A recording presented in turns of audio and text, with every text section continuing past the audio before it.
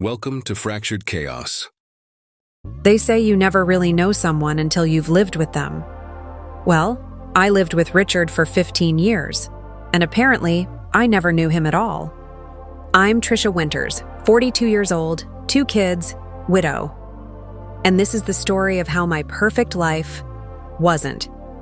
6 months ago, I was the woman who had it all. Executive position at Meridian Publishing, beautiful home in the suburbs, 2 amazing children, Emma and Liam, and Richard, my high school sweetheart turned husband of 15 years. He was the COO of a tech startup that had just gone public. We were set for life, but with success came longer hours, for both of us.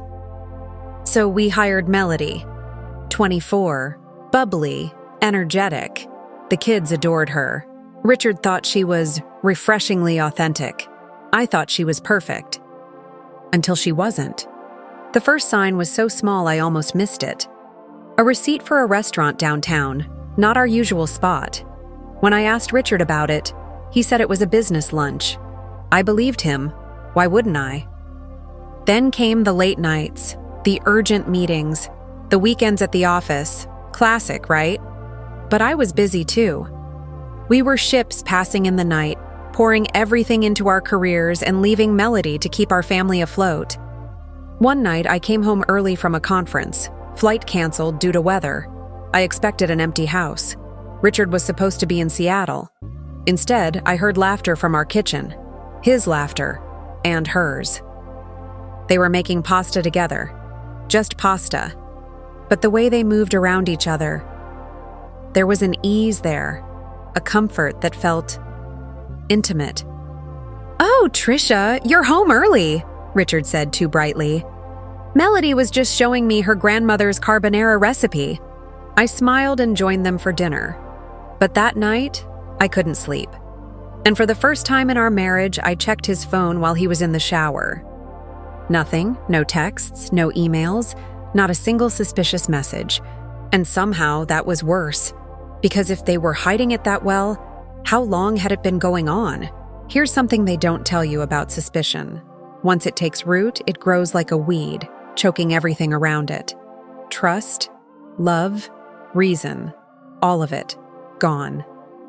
I started watching them, obsessively. The way his eyes followed her around the room, the way she touched his arm when she laughed at his jokes. I became a detective in my own home, cataloging every glance, every whispered conversation. But I never found proof. And without proof, I thought I was going crazy, paranoid, insecure. Then Richard died. It happened on a Tuesday. A massive heart attack in the middle of a board meeting. One minute he was presenting quarterly projections, the next, he was on the floor. By the time I got to the hospital, he was gone. They say grief comes in waves. Mine came in a tsunami. Planning the funeral was a blur. Melody was there every step of the way, taking care of the kids, answering calls, arranging food. The perfect nanny, even in crisis. I was grateful. God, I was so grateful. Until the day we buried him. It was raining. Of course it was raining. We were standing by the freshly covered grave. People were starting to leave. Melody touched my arm and asked if we could talk privately. We stepped under a nearby oak tree, and she said the words that changed everything. "I'm pregnant, and it's Richard's." In that moment, the world stopped. All I could hear was my own heartbeat pounding in my ears. All I could see was her hands protectively covering her still flat stomach, protecting his child, a child that should have been mine. "I'm so sorry, Trisha," she whispered. "We didn't mean for it to happen." I slapped her, hard, right there, next to my husband's grave, with half of our friends and family still lingering nearby. And do you know what she did? She apologized again. That night, after the kids were asleep, I found them. The messages, hidden in a secure folder on his laptop. Hundreds of them, going back months. "Miss you already. Last night was amazing. When can we tell her?" Tell me what? That they were in love? That they were planning a future together? A future that his heart attack had rudely interrupted? I fired her the next day. told her to collect her things and get out of my house. She begged me to reconsider, said she had nowhere to go, no money saved. I didn't care. Let her suffer. Let her struggle. 2 weeks later, I received a summons. Melody was suing me for wrongful termination and unpaid wages, claiming I owed her for overtime, for weekends, for all the extra hours she'd put in taking care of the family. Taking care of my husband, more like it. The lawsuit was a blessing in disguise, though, because in preparing our defense, my lawyer found something I'd completely forgotten about. The morality clause in Melody's contract, right there in black and white. No inappropriate relationships with family members.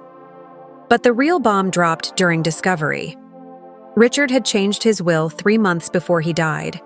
He'd left Melody a substantial sum to provide for her and the child she carries. My husband knew. He knew she was pregnant. He'd planned for it, for them. While I was building our life, he was building his escape. The court date arrived faster than I expected. I sat on one side of the room, Melody on the other, her belly now visibly swollen. 5 months along, the math checked out. My lawyer was confident. The morality clause was clear. But Melody's lawyer had a different angle.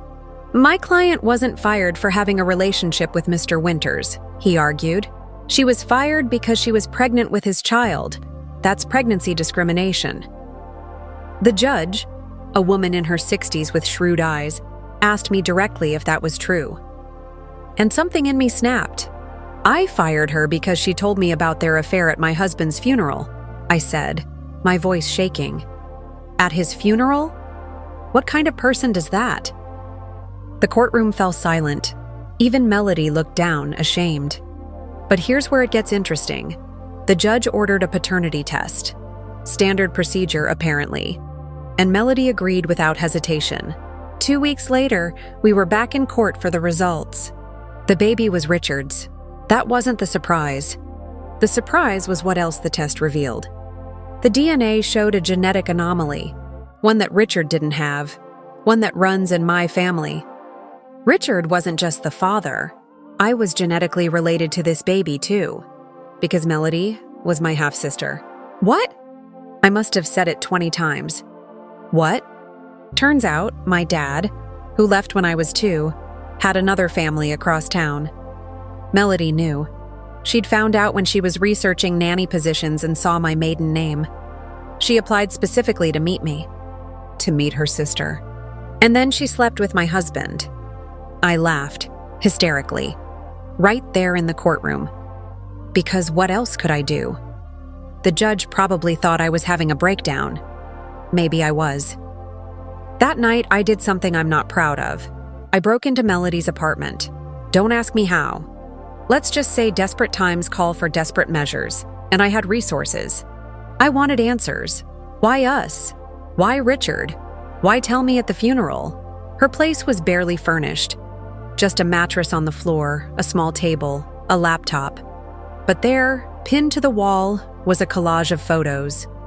Photos of me, my family, my life. Going back years.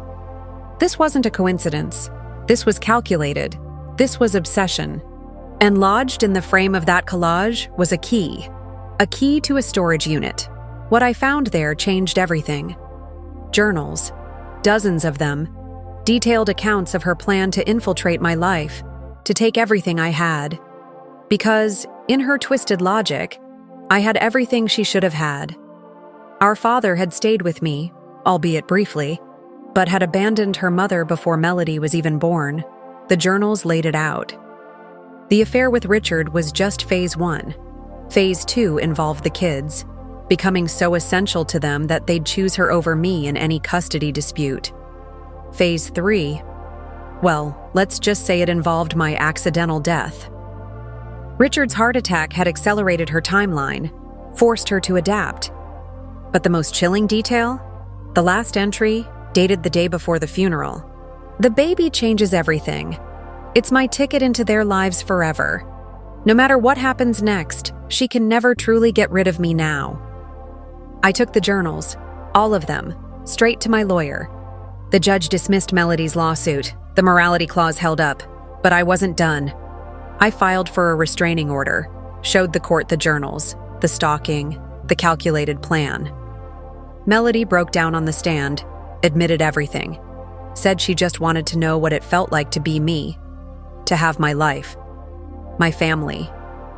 She was sentenced to psychiatric evaluation, ordered to stay away from me and my children. The court decided that visitation rights for the baby would be determined after birth, pending Melody's mental health assessment. That was 2 months ago. Yesterday I got a call. Melody had given birth, a little girl.